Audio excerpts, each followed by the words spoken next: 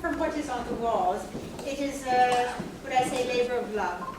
The amount of time and effort and days and days and days and days and days, this is a long time coming, that has gone into producing this specific collection is really impressive.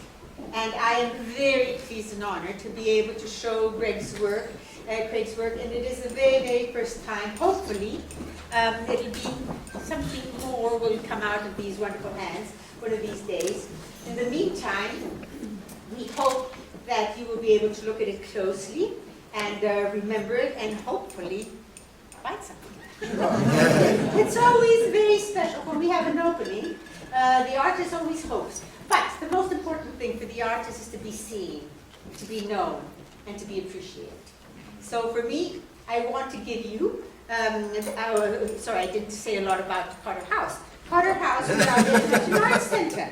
So that's why you're here tonight. And as you go around, there's also a fair bit of sculpture.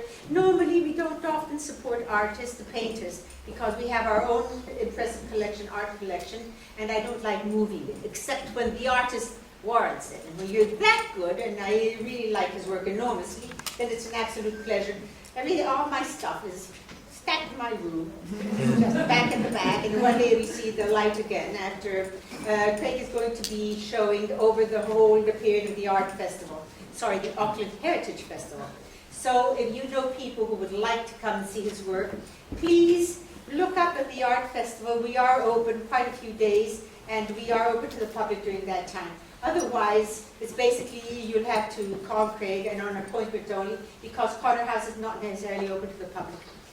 We're open on a very special basis. And it is a pleasure, therefore, to have you here tonight. You see, I actually sell accommodation. So that is my main business. And my guests. I have house guests. Hello. He's not here. They should be arriving any minute now. And they will be expecting a glass of wine and then tomorrow a wonderful breakfast. So I look after them extremely well.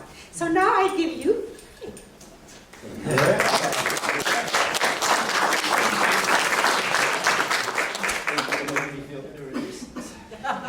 Well, good evening, people.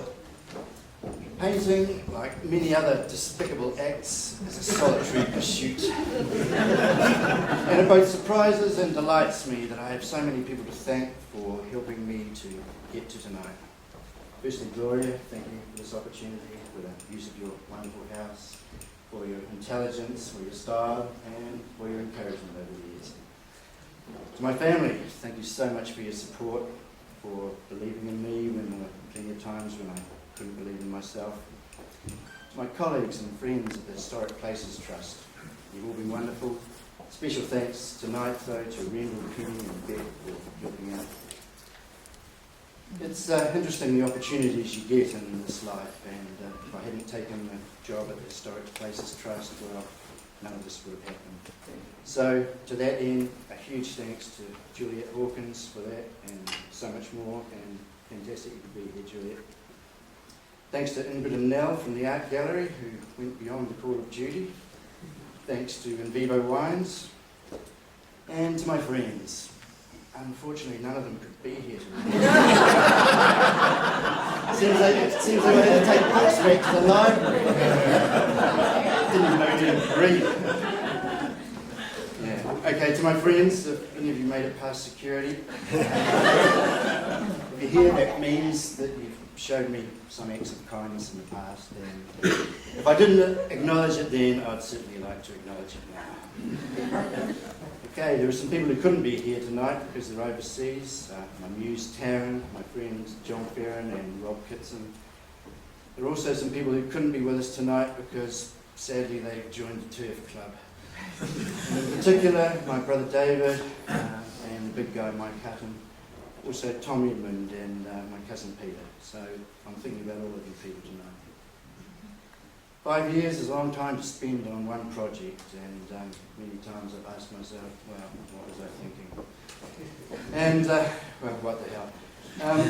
Anyway, I'd like to finish by reading a poem. And it's by the great Welsh poet Dylan Thomas, a man who throughout his short life, well, never lost the ability to celebrate nature through the childlike sense of wonder of a child.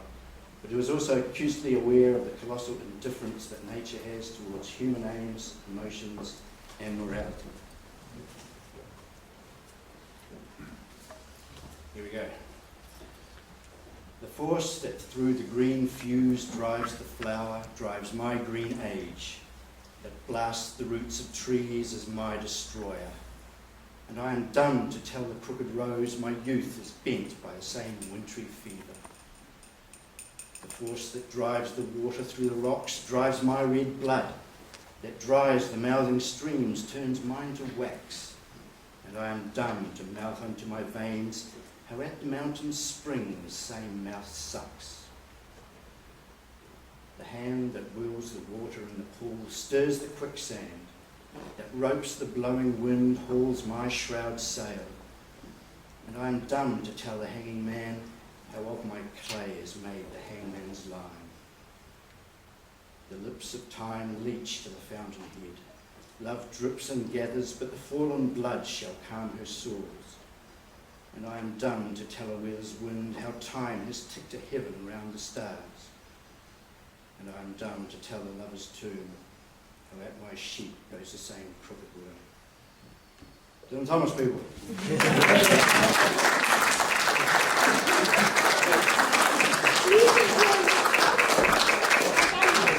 The lights outside for the late comers, and from here on, we're going to close the door, and then people can come in and out of the house. Because it's getting cold out here.